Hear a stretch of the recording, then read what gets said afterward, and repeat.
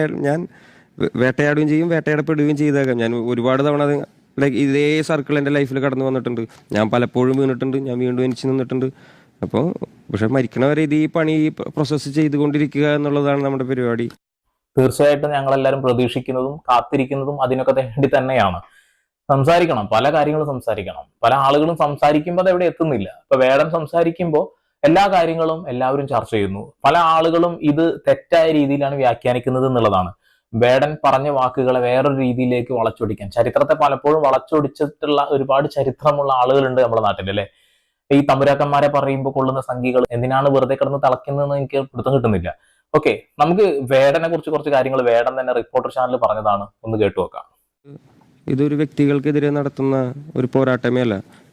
ഇത് സംഘടിതമായി നിലനിൽക്കുന്ന ചാതുർവർണ്ണയത്തിനെതിരെ, നമ്മൾ അതേ ചാതുർവർണ്ണയത്തിനെതിരെ നമ്മളെല്ലാവരും